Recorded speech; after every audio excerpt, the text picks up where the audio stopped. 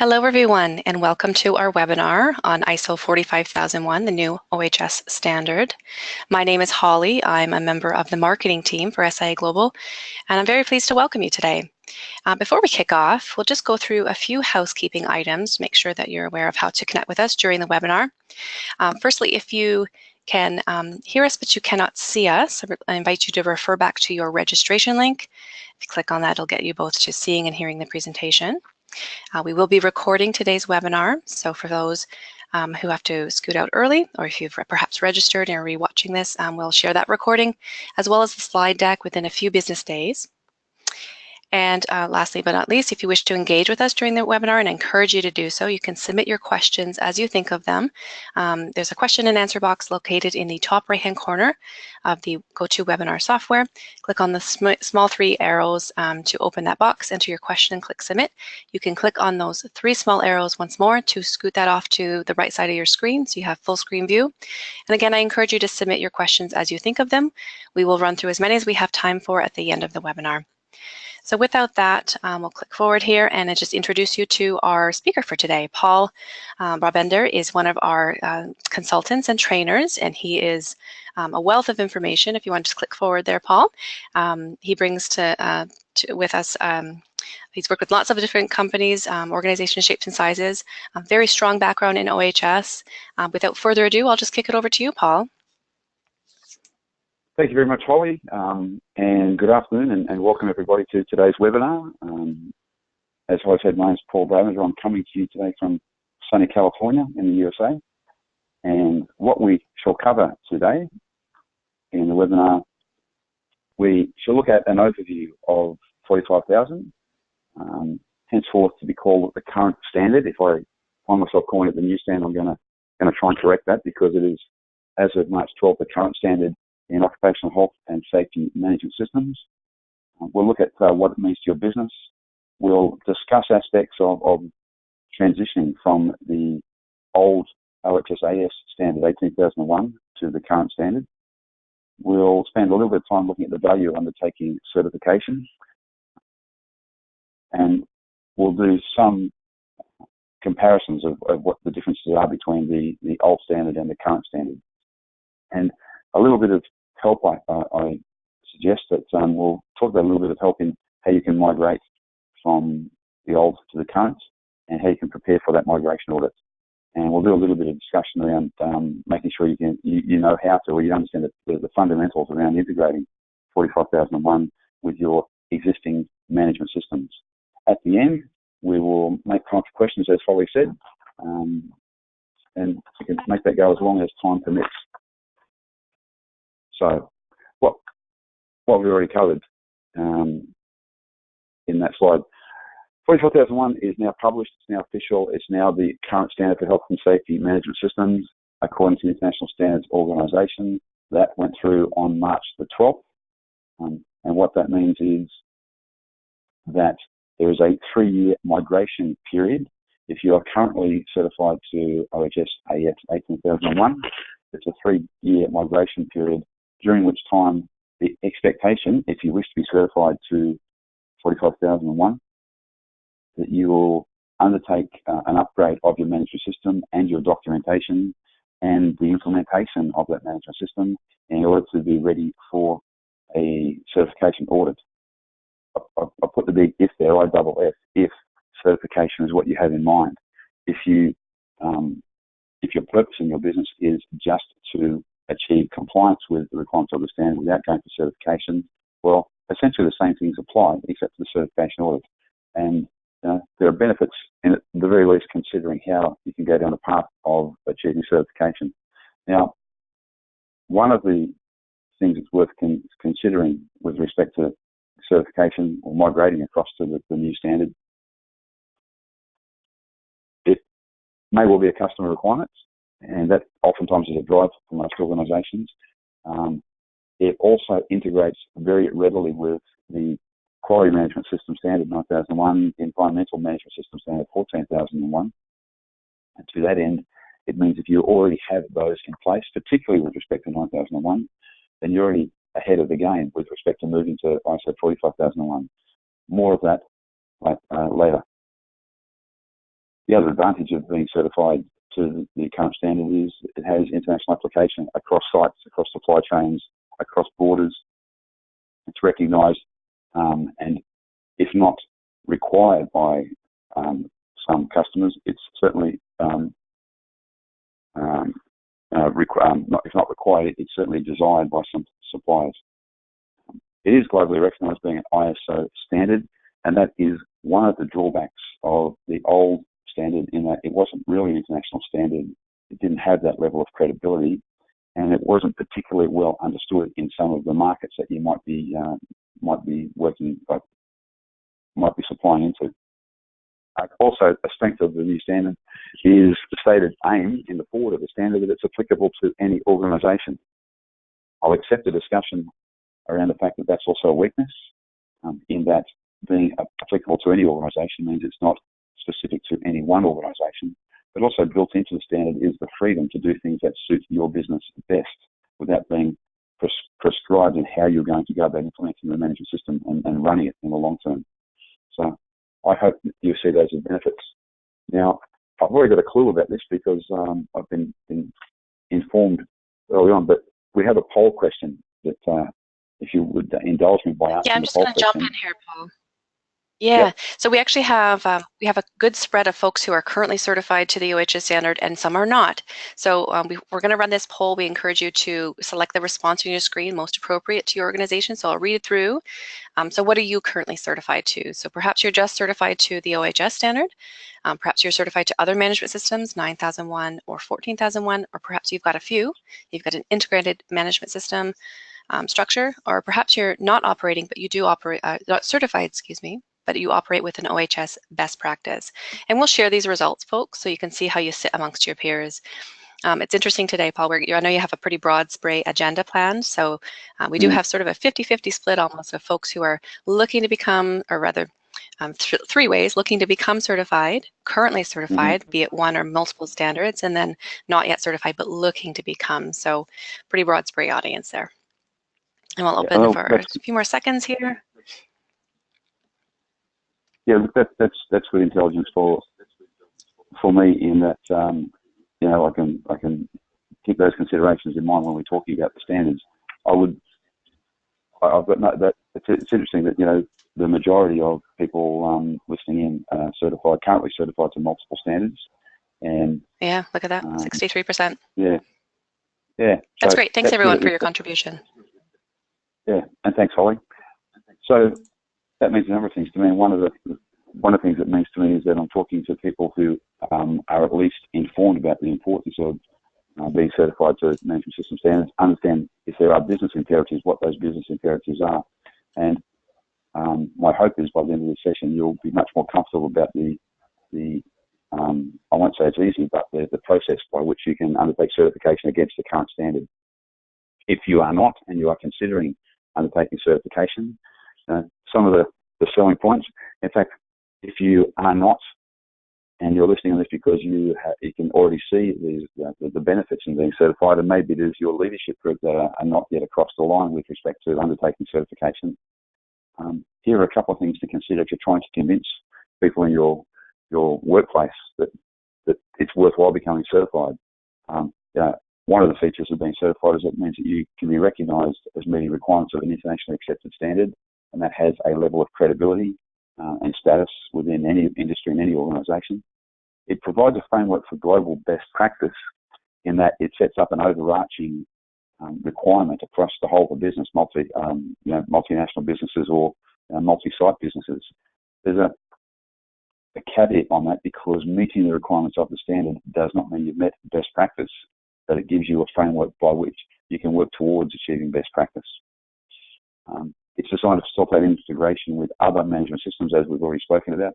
9001, 14001 are the two most obvious ones, but there are other standards, information system standards, security system standards, security management system standards, that also integrate particularly well with all of these international management system standards. And the last sentence there, the last dot point, ensures that safety management is demonstrably a strategic initiative led from the top and integral to all business decisions. I know that's a long sentence, it's a very important sentence. If you're going down the path of certification to the current standard, you are going to, as an organisation, have to demonstrate that your leadership is driving the implementation of this management system. And that is part of the auditable criteria. Clause 5 of the standard describes the requirements for leadership, and it states very clearly safety being a strategic initiative that is driven from the top, not just that the leadership have hired a few safety people to try and make the system work, but the top management of the organisation, CEOs, general managers, the board, whatever that top management title entails in your organisation, are aware of the criticality of safety management systems and are backing it, resourcing it. All of these things are actually auditable criteria. So if you don't have top management backing, top management drive, top management enthusiasm, dare I use that word, then, well, the safety management system is not as likely to succeed and certainly not as likely to get certified against those requirements of the standard. Those of you who are across 9001, 14001, it's very much the same wording across all of Clause 5 of the safety standard. Things that you would already know if you're certified to 18001 and the other management system standards. The Deming cycle, plan, do, check, act cycle is built into the way that you operate the management system is to work. The quality of people, the standard incorporates process approach. I think I've talked enough about top management and the fact that the requirements of top management have been enhanced and further developed. We know about hazard risk and controls of hazard risk, and that's built into the standard. Planning policy, allocating sufficient resources in terms of time, money, people, infrastructure, whatever else you consider as an aspect of resources. Understand the legal requirements, the process of continual improvement around setting objectives, meeting those objectives, and then setting better objectives, and monitoring how the organisation is going with respect to those objectives. Again, I'm always happy to accept discussion about what sort of metrics should be used in a health and safety management system, because we don't have definitive measures for safety performance. We have indicators, we have dashboards, we have multiple indicators for safety performance. We have multiple indicators essentially because no one of them actually gives us a clear indication of how safety performance is going. The current standard also covers awareness, consultation, and competency. Training is not the word that's used in the standard, it's competency. That is, a training leads to competency. Training is not an end in itself. Excuse me. And monitoring, evaluating, analysing up test performance consistent with the requirements of the old 18001 standard. What's new in the current standard in comparison with the old, further enhanced and further developed, understand the organisation and its context. The standard, if you haven't come across this term before, the new standard is based on risk-based thinking, not health and safety risk, but high-level enterprise-wide risk. So identifying what are the strategic risks facing the organisation, internal risks facing the organisation, what are the actual goals of setting up the health and safety management system. Clause 4.2 of the standard requires that the organisation understands the needs and expectations of workers and other interested parties. Workers covers a raft of people, employees, contractors, part-time workers, work experience people, people on cadetships or internships, etc. And interested parties, again, is a very broad term in the current standard. Interested parties includes not just people who affect or are affected by the operations of the organisation, but also people who perceive that they are affected or are affected. So that opens up that term to, I won't say pretty much anybody, but it's a pretty broad net that it captures. 6122, assessment of risks to the management system, and I'll talk about this now. I've got another slide that discusses it, but the assessment of risks to the implementation of the management system, not risks to the business, not health and safety risks to the people who work in the business, but it's the assessment of risks to implementing. How is the organisation going to go about ensuring that the health and safety management system is implemented effectively? And those of you who have in previous lives or are currently trying to implement management systems, You understand that when things go wrong, there is a high potential for things going wrong with respect to a multitude of risks. Funding being cut, changes in management, enthusiasm for implementing management system, not just IHS, but across any discipline. But also the standard talks about risks and opportunities, and part of the standard is to identify and assess health and safety opportunities in the process of implementing the management system. 614, planning action. 912, evaluation of compliance clause 9 is all about the monitoring and review of the performance of the management system. 8142, contractors, and that ties in with 8143, clause 8.1.4.3, which is outsourcing and how we look after workers who are not employees of the organisation. Brings us to a poll question. You get to hear from Holly yet again about what you see as the biggest challenges to achieving certification. Yeah, so let me launch it. I'll read through the responses here. So what do you see as the biggest challenge to achieving 45001 certification? Appreciating that it's fairly new, but I think the folks on the call have some idea of, where the areas are that they'll need to focus on. So options for your selection. So pick the one that is most suitable to your organization. So perhaps it's convincing your leadership group, your senior leadership group, finding the time on top of everything else you do to now coordinate and upgrade to this new standard. Getting the workforce to embrace another change. So just perceptually, how do you control the narrative there? Rolling out an awareness program to all employees. So training and making sure we're upskilling the teams there. Or perhaps it's a mix of everything, all of the above. I'll also call out, I'm not sure if you mentioned earlier, Paul, I'll also call out to the folks on the call that we have created a matrix that compares the OHS, the current OHS, to the new ISO standard, just to understand what clauses differ, to sort of map them. So we're very happy to share this with the folks who registered for the webinar within the next few days as well. So we'll send that out. So I think we're almost done here. We've got a quick group today here, Paul. So let me share the results. Yeah. So kind of an even spread. Yeah. And I think the last couple of times we've done this webinar, we had similar results, that all of the above is the most popular answer.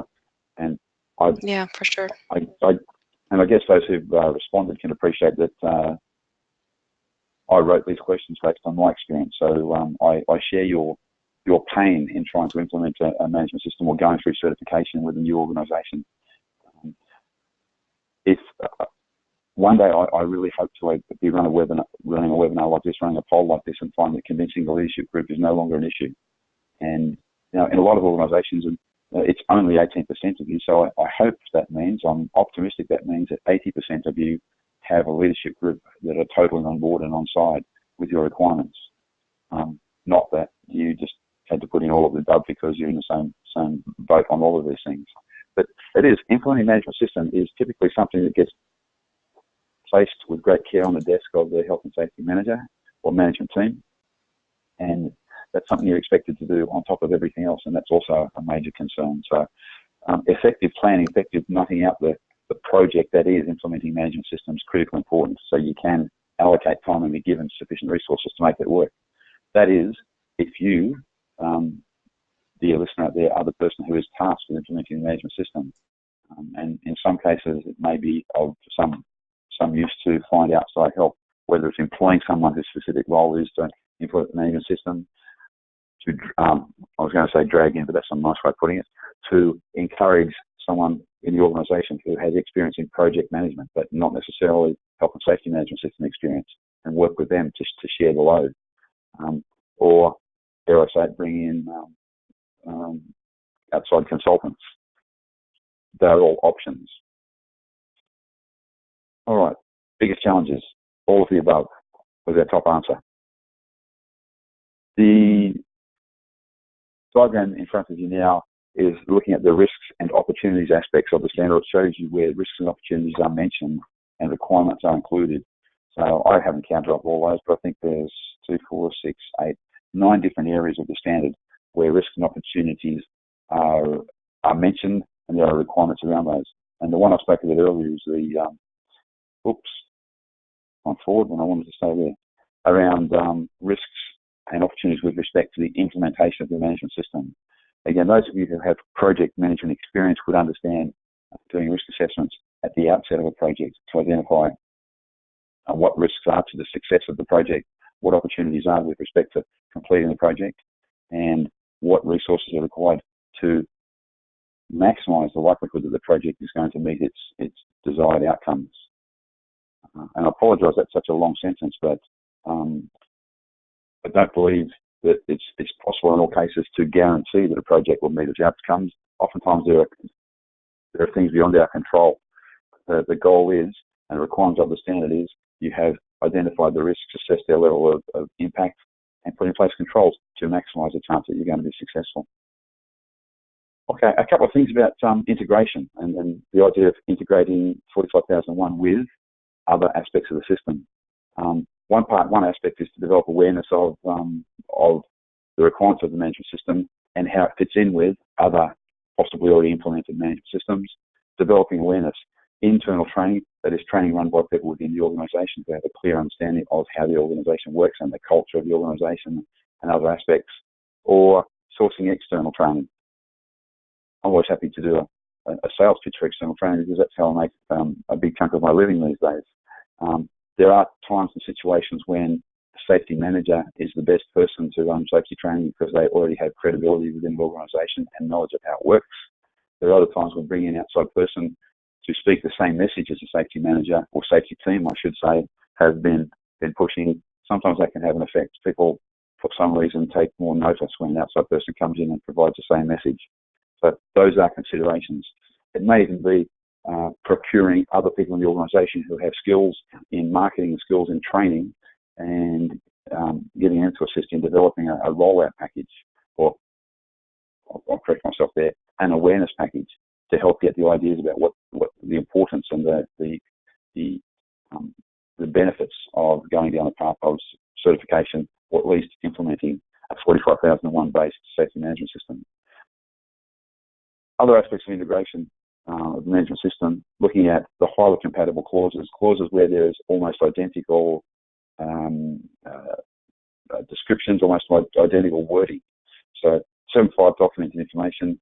And look, my take on this is, why wouldn't you? If you have a working, or at least a partially working quality management system with effective documented information control processes and document information management processes, well, why would you not leverage off that?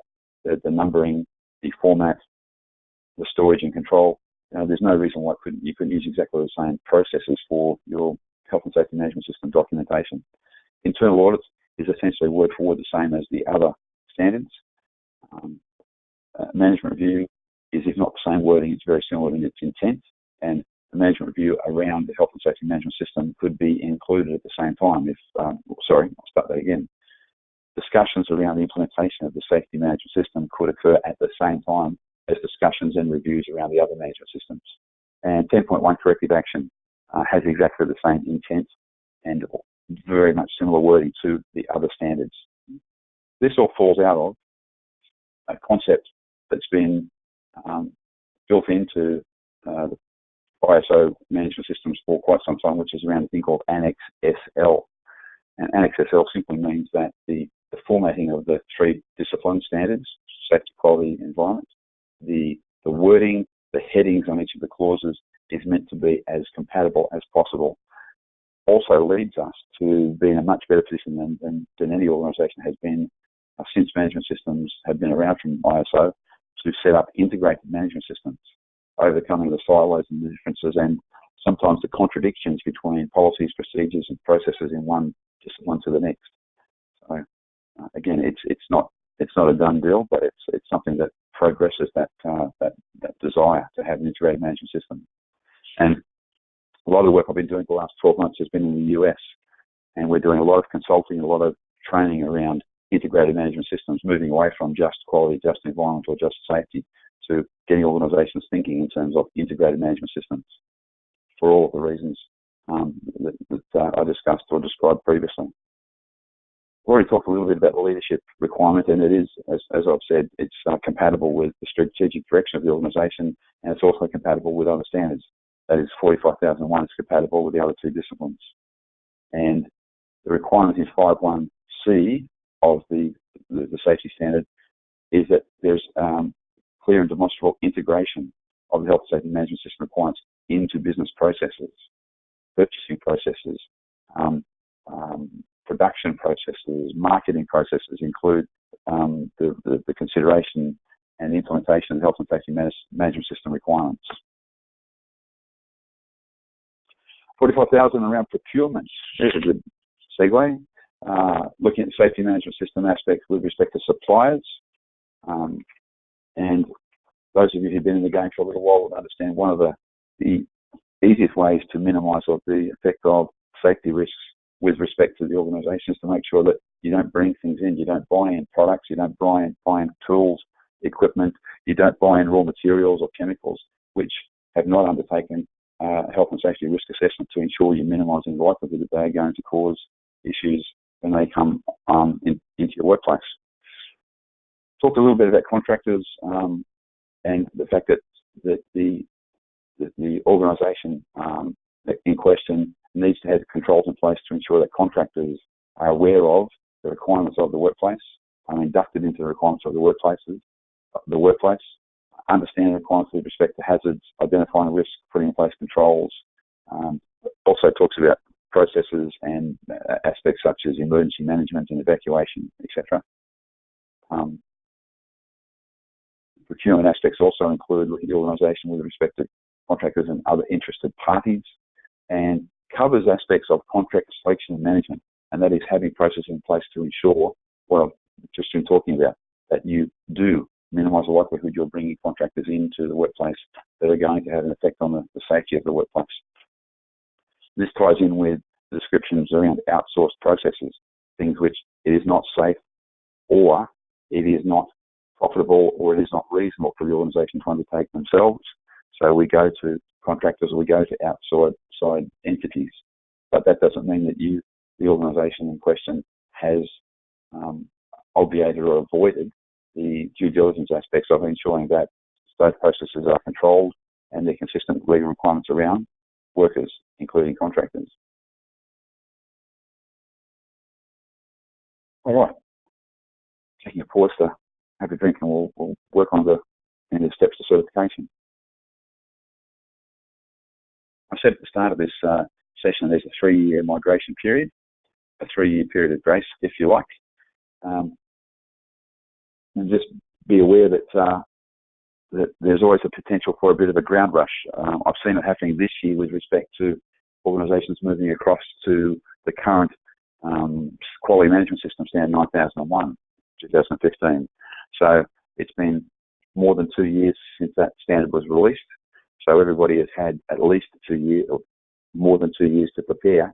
And where are we? We're in April 2018, and there's been a big ramping up of requirements for certification auditors, requirements for training, requirements for consultants writing systems. And it's possible it's going to ramp up even further as we get closer and closer to that September deadline. And if it's critical to your business, if your customers require, if it's a contractual requirement that you are certified to a standard, then it's probably benefits your organisation to be prepared well and truly before the deadlines occur. 3 years, I'm as guilty as anybody. 3 years seems like a long way away, right up until it's not a long way away, and then it becomes difficult.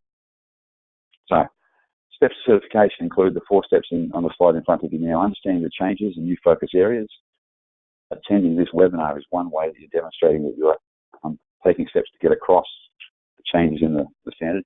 And also, I'll refer back to Holly was talking about the matrix, which does a comparison of OHS AS 18001 and the current standard 45001, and that's a useful document. In fact, I've got it in front of me right now. It's a good reference at all times. Step 2 is inform top management team. If you like the word inform, that's okay. Encourage top management team. Sell top management. They should be part of the group that are informed about what's going on, and also given reasons why it's a benefit for them to become involved. Also inform them of the requirement that they must drive the implementation of the safety management system. Present leadership, felt leadership, active leadership in the implementation of the management system is required of top management, it's only fair and it's only reasonable that those things are brought to their attention. How you go about the next step, I've got two suggestions there, which is conduct a gap analysis. However you go about doing gap analysis, it could be a SWOT, it could be any sort of analysis that works for you. It might fall out of audits if you're doing an audit, internal audit process. And it may be that you convert your internal audits to assess or use the current standard as your criteria for audits, and that may well present itself as essentially as a gap analysis. From that gap analysis, or from that difference between what you need to comply with the requirements of the standard and what you have currently got, should fall an action plan, and you can start working almost immediately on the actions that need to be taken to get you to the stage where you can be certified. And the fourth step there is to contact your certification body and pick their brains about the process that they undertake, or the process that you'll undertake in order to satisfy the requirements and what they are looking for, and leverage their experience. Your certification body has their auditors out there in business even now, assisting organisations to work towards certification. So don't be shy. So part one is understanding the changes in new focus.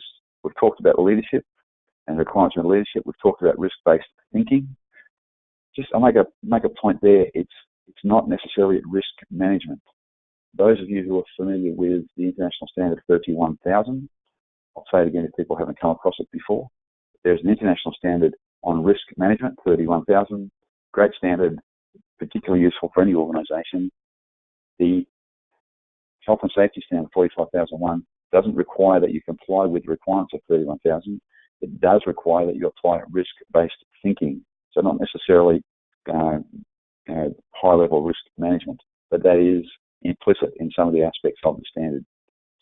We've already talked about consultation of workers, and the big change, I guess, is now participation of workers, active participation of workers, including employees, including contractors and other interested parties in the process of developing a health and safety management system.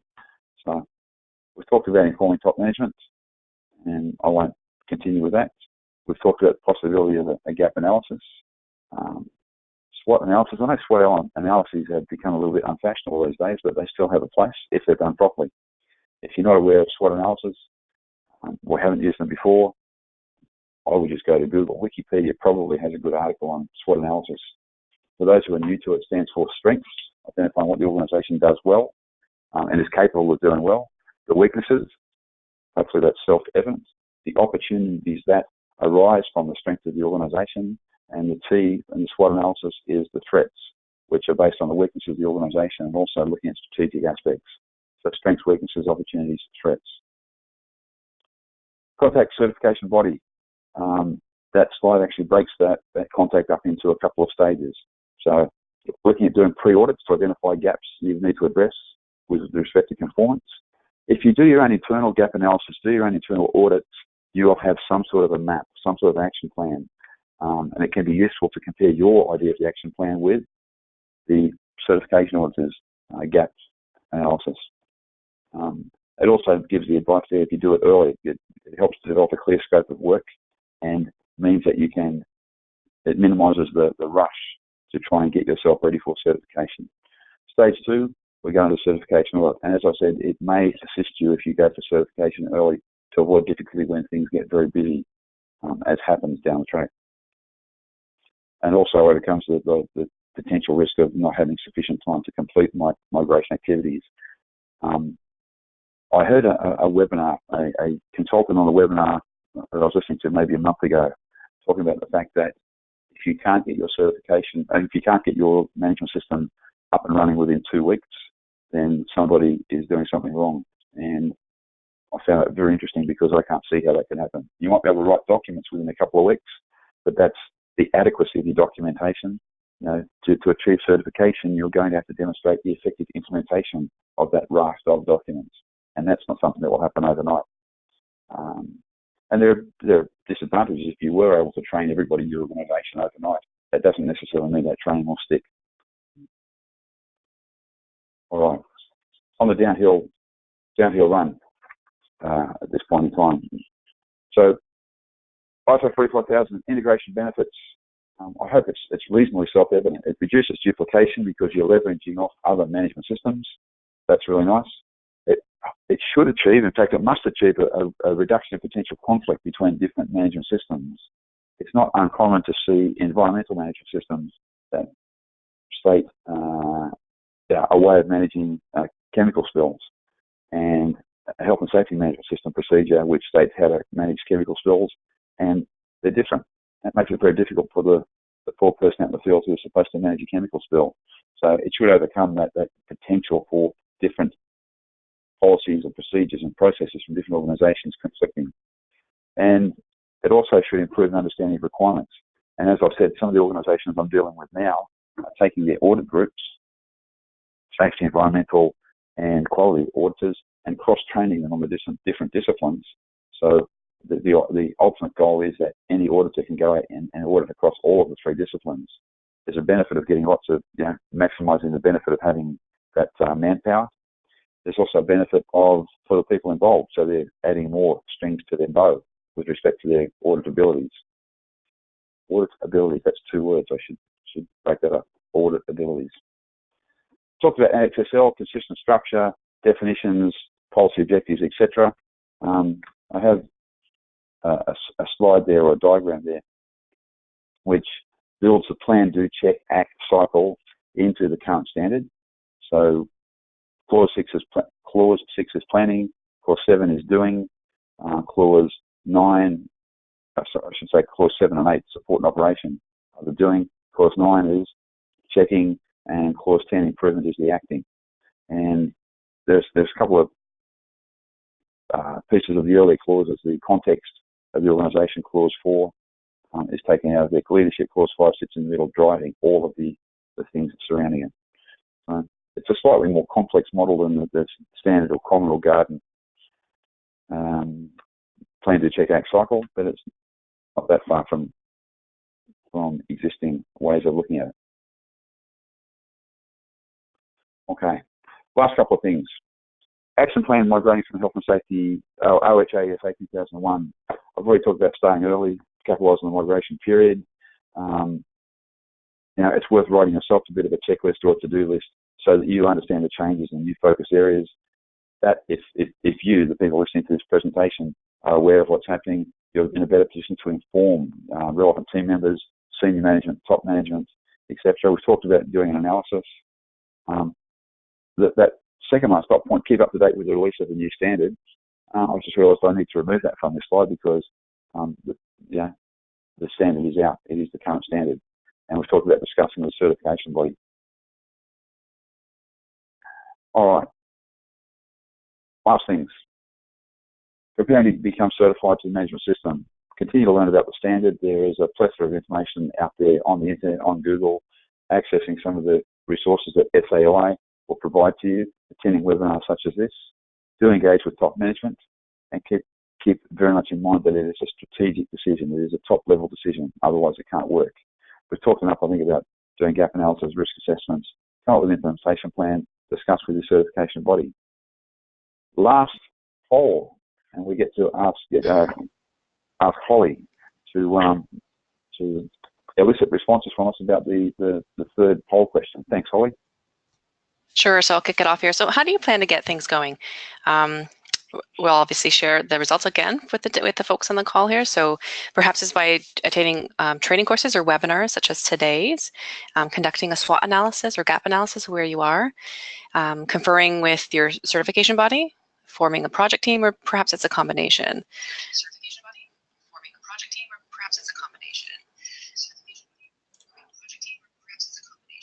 Wow, these guys are quick. We've got 60% responses already. And I'm sort of happy to see that SWOT analysis hasn't totally become old-fashioned. Again, the technique has developed and evolved a little bit, but it's still a useful way of getting a good handle very quickly on what's required. Training courses and webinars, fantastic. And we did talk about the potential for running internal training and developing your own internal training. There's also just the potential for an organisation that doesn't have an internal training capability to get outside organisations to develop training for them, and either run that training or set up courses so that the people within the organisation can run the training itself. That also means there's a legacy left behind. So there's ways of looking at that. Forming a project team, I'm I guess a bit surprised that it's such a low answer, but again, it might be subsumed into the combination of the above. I think it's a really important thing. Implementing this management system is a project, and it's useful to have a team because for most people and most organisations, it's not going to be something that you can do on your own. So, interestingly enough, Paul, I mean, lots of folks on this call may have already been through a recent upgrade. So maybe they already have a team that's sort of established, right? So they're just sort of segueing into this one. So that's entirely possible based on the results of this. So that's great. Thanks everyone for your responses again. So we actually only have one question. I had a few as we went through, but I was able to answer most of those. So we just have one. So the question is from Sarah, and she says, we're currently certified to the OHS standard, OHS 18001. And 9001. We're considering other standards, but should we wait to integrate these new standards until we've got this new standard, or do it all as one? That's a fantastic question. Does that mean they currently have a QMS in place and or environmental management system in place, or nothing except for 18,001? She's indicated they're certified to OHS, the 18,001 standard, as well as 9,001. They're looking at other ones, specifically 14,001 she calls out, but what's the best way to look at it? Upgrading to the ISO 45,001 first, or considering bolting in additional management systems as part of that? Yeah, hard for me to answer because I don't know the organisation, but I'd suggest some of the things to consider are the fact that if you have an established and working quality management system, then migrating across to, or not migrating across, but encompassing the safety management system and the environmental management system is not that difficult because the infrastructure is there. The culture of utilising and applying a management system is already there. And a lot of the hard work around document control, document management, records management, management reviews, internal audits, a lot of those things are already in place. It's just a matter of, not relabeling them, but just a matter of including those other disciplines in that. So which would I do first? I guess my mind leads towards implementing 45,001 because safety is critical to any organisation. And my tendency is once that's in place, we'll start looking at implementing an environmental management system. But there are plenty of people out there who will jump in boots and all into both of them because they already have that infrastructure in place in their organisation. So I'll set on the fence a little bit. Certainly in a good position to expand to other management systems. Yeah, fair point. Sure. One more question for you, Paul. I just received here. Oh, sorry, I'm just rereading it here. Okay, so if we have a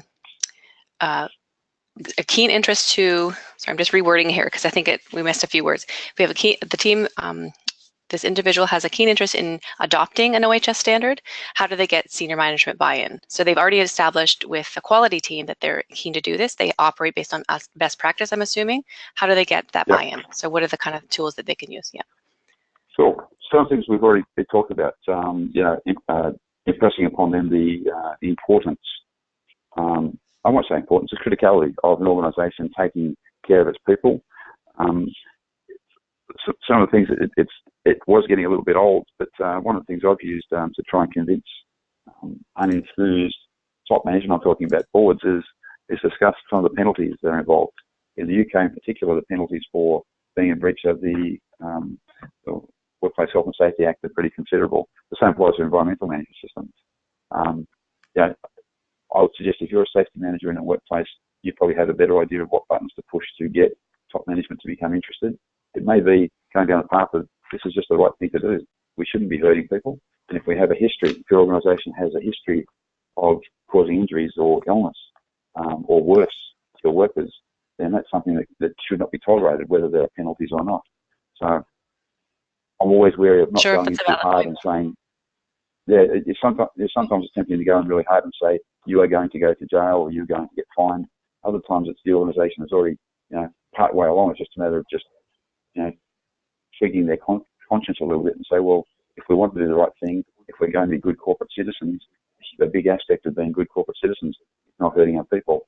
And implementing this management system is a way to assist us to achieve that goal. Sure. There's also the aspect of just general continual improvement. We have lots of clients who've participated in testimonials or case studies who've said, like, this is the business benefit. We've seen this reduction and this sort of, more tangible things. And that's sort of the other flip side, right? So good questions. Good questions. Yeah, it sorry, is. And actually, for the guys, yeah. I was just going to say, for the guys in the UK, the HSE has done a lot of research into questions about is a safer organisation also a more profitable organisation?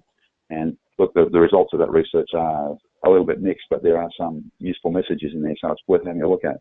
The HSE has got a huge amount of information for you guys in the UK. Yeah, sure. Last question here we just got through from James. We are a shipping company currently certified to ISO 9001 and 14001, both to the 2015 standards. So good on you for upgrading. Yes. We have inherently a lot of systems in place due to ISM, like risk assessment and change management. What is the biggest change required for them, in your opinion? If you go down the path of ISM, the biggest change is moving across to, well, let me put it another way. There's not a real big change from the ISO standards because they already include clauses that require top management buy-in and top management driving it. The big difference is going from ISM to the safety management system because that's a very new concept and not always without some level of pain as well. So that's my short answer to that question. I hope it's a helpful short answer. For sure, being certified to the 2015 ISO standards 9 and 14 definitely will help, I think, in this regard. But yeah, that's a valid point for sure. Great. Well, Paul, thank you so much. Yeah, for sure. That's great. Thank you, Holly, and thanks everyone. Well, thanks to everyone who's attended today's webinar. Yeah, Paul, thank you so much for your presentation. A reminder, we've recorded the webinar, folks, so you'll receive a link to the recording in case you wish to share. With that, I'll close it off and wish you a great day.